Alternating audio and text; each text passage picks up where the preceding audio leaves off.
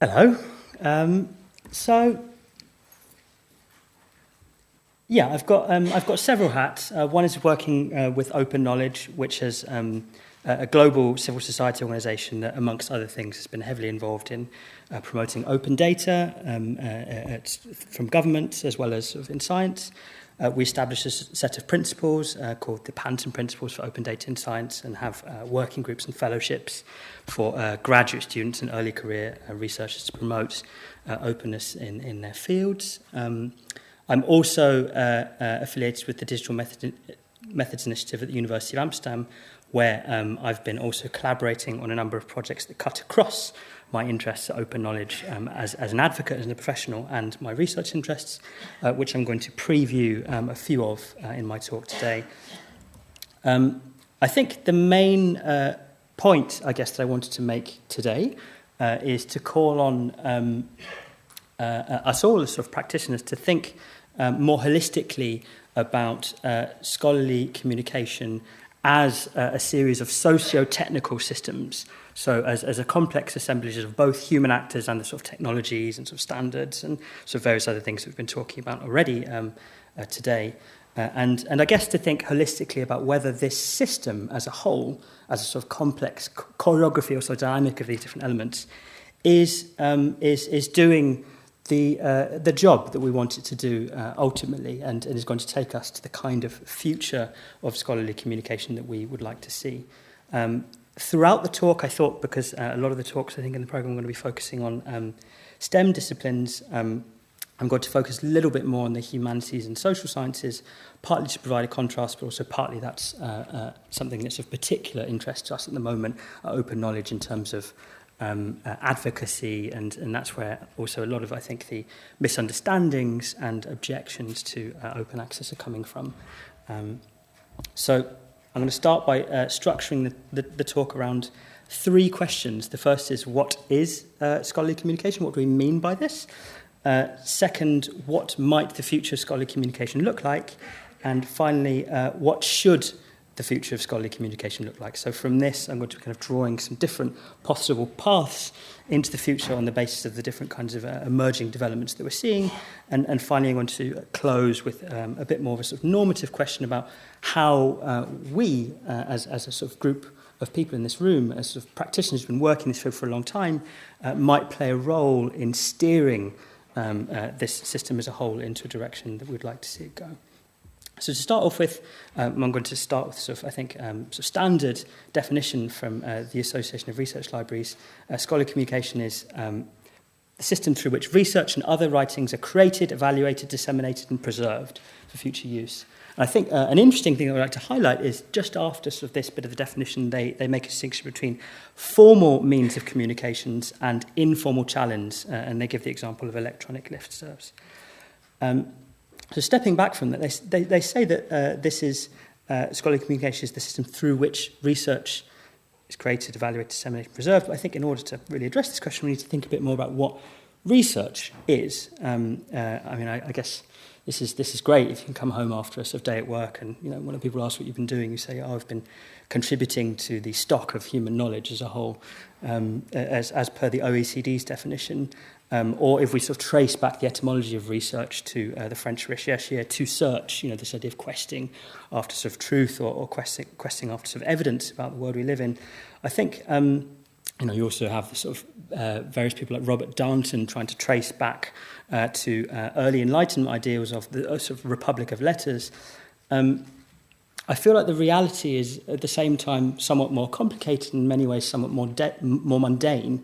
It is the sort of complex environment that all of us here as sort of publishers and practitioners, researchers, contribute to shaping. And this is a world not just of researchers and publications, but many more things: editorial boards and email threads, scholarly indexes, search engines, algorithms, and increasingly things like analytics services and dashboards, metadata standards, metric systems, licenses, seminars. I mean, this is huge sort of edifice of different elements.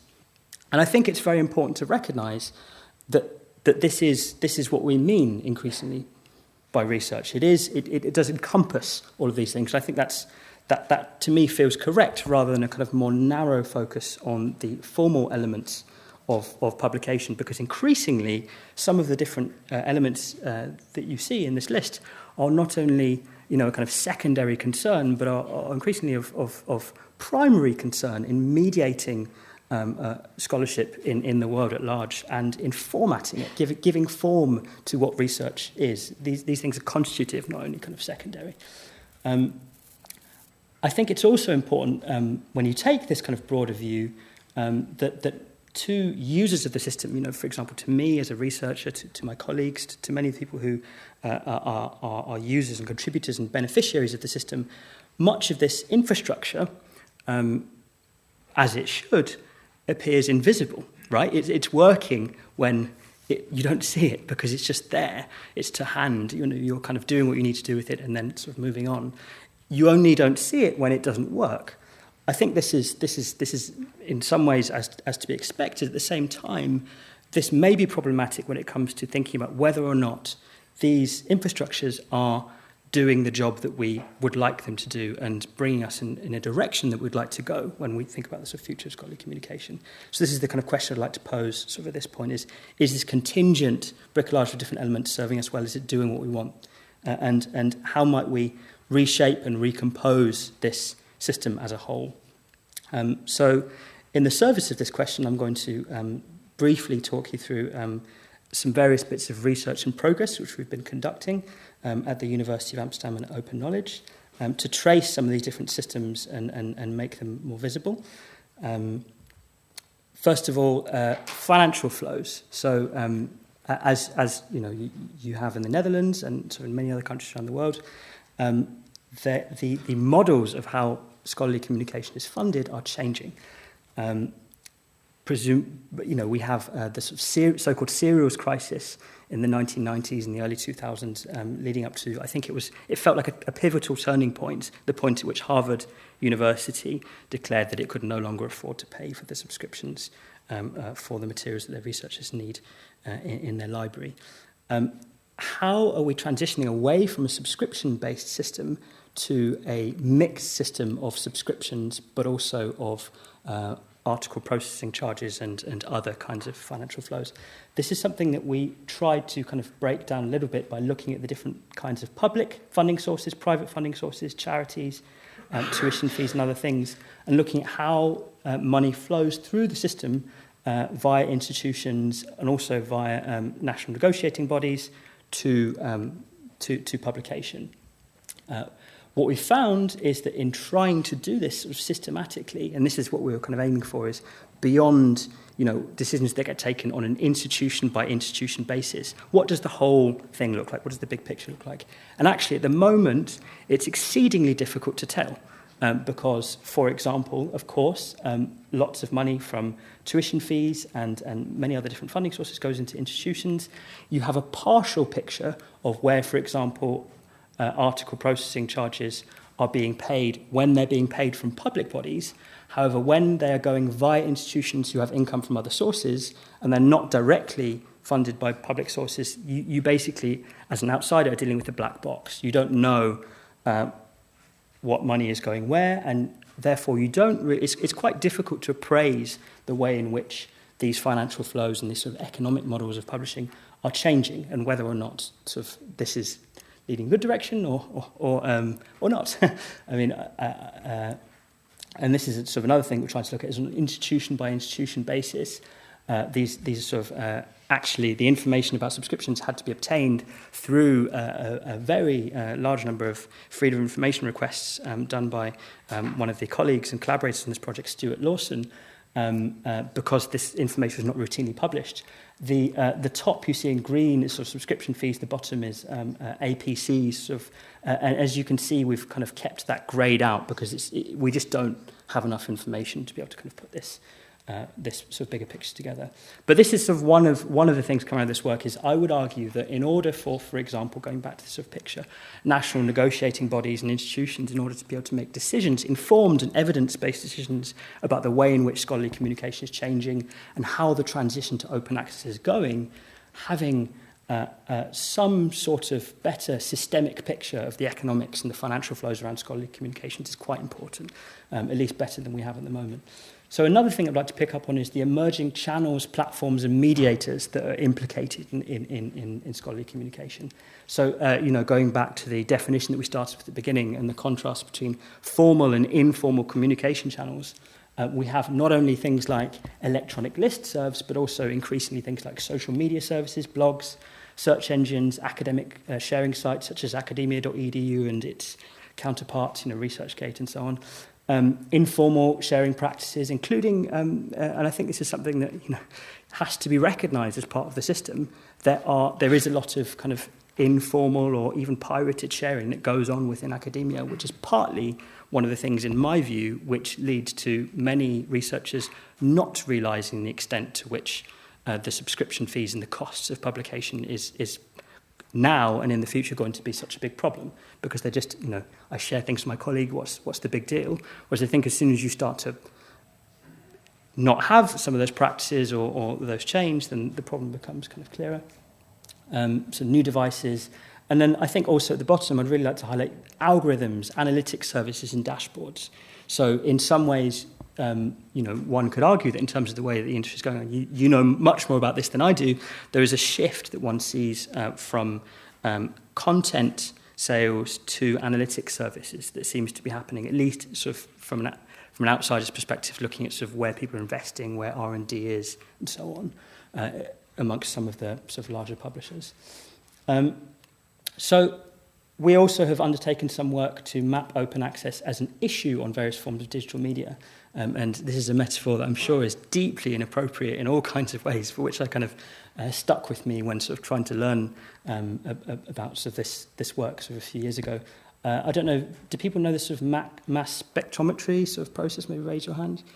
I've been learning about it at school. Yeah, great. So it's basically the idea that you sort of have a sort of chemical element and you fire it through this kind of machine, and sort of there's various sort of ion beams and sort of magnetic fields, and you have a kind of reading of the composition, the chemical composition of this sample. And for me, that's the aspiration as a sort of digital researcher, is to take something that seems like a kind of homogeneous and sort of unitary issue and to break it down and look at who specifically is talking about it, what they're saying, what are the kind of actors and issues and concerns that compose this issue in different forms of media. So this is what we've tried to do in some of these projects. For example, starting off looking at the news media and how open access has grown as an issue. You can see this sort of general upward trend sort of over time. One of the things that I think really comes across in reading sort of the articles in this kind of corpus from LexisNexis, sort of looking at English language media, is the rise of concerns about what these new mediators mean for scholarly publishing. So everything from Google Scholar to ResearchGate to sort of various big controversies around Google and sort of various other sort of large technology companies, and what this is going to do to the venerated Republic of Letters or to the publishing industry or whatever. So there's a sort of this is one of the sort of major sort of concerns, and I won't go in much detail to the other things that we looked at. Just highlight that one thing. Another thing we looked at was just as a sort of litmus test, 200 days of the whole all of the tweets about open access. And I think, part of our interest was looking at who are the emerging champions. I was particularly interested in who are the emerging champions around open access in the humanities and social sciences, whom we might not sort of know, and what are the kind of concerns and controversies that one can detect. So we had something like 100,000 of tweets in the collection, a very large volume of different kinds of hashtags that were used, I think something like 10,000 hashtags. And we did some network analysis to detect different kinds of clusters of concerns and actors, just to get a kind of sense of when people are talking about open access on digital media, what are they saying? And this can be contrasted with various other studies, which I'm sure some of you will know, that have been conducted via survey or sort of via polls and so on. But one thing that we sort of noticed was that there is a sort of wide range of different controversies. There is still a lot of contestation and, maybe unexpectedly apprehension about open access as an issue. And that's great for us because we can pick out what some of those different things are and try and kind of address them better, sort of our advocacy work. Another thing that we found is that there's really, you see the sort of prevalence of some of these digital platforms appearing. So you see links to Wikipedia, you see links going via some of these mediators, increasingly sort of appearing as some of the top domains within this sort of overall sort of collection. So that's another thing that I'm very interested in, is how are these digital platforms redistributing and recomposing scholarship, and what does that mean for sort of scholarly publishing more generally. And again, of course, we have new objects, tools and methods from the digital humanities to big data. And I'm sure you know these kinds of projects, sort of in the humanities, from Moretti and his sort of conception of distant reading to the Republic of Letters project at Stanford, to Lev Manovich's sort of distant reading of sort of large collections of images, and I think this is sort of one that I'm particularly fond of, sort of Climaps project, undertaken sort of, by the Media Lab at Sciences Po in collaboration with other researchers at the University of Amsterdam. And here you see the negotiations around climate change over time and the rise and fall of sort of different topics. And these different kinds of tools and methods come with what you might call different ways of knowing, and I guess sort of more theoretically framed, you could talk of different kinds of epistemological ideals, rationales and horizons. So this is not just the tools playing a kind of transparent role in just purely as an instrument in changing what we're doing, but actually recomposing what it means to do research in a different area in a much more fundamental way. And I think that's something that we should be thinking about. And you see alongside some of these other changes that there are new publishers and publication practices which are accommodating and trying to cater to some of these different moves. I think Caitlin this morning mentioned, I think briefly, Rio, which was sort of published recently. There's also things like the Journal of Open Humanities Data. So there's an increasing number of different outlets that are catering to some of these different scholarly outputs. And this is, sort of again, sort of another part of the work we did, looking at, we analysed all of the metadata available on the Directory of Open Access Journals, DOAJ, and looked at the number of different journals per publisher to get a sense of the rise and fall of different publications over time.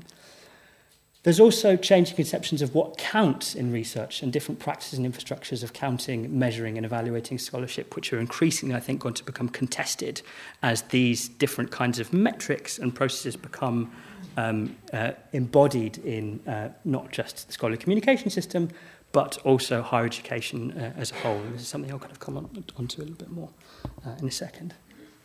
So suffice to say, the composition of scholarly communication as a socio-technical system as a whole is changing, and has changed significantly, I would say, sort of on the basis of the work we've been doing over the last sort of decade or so, and will continue to do so, no doubt.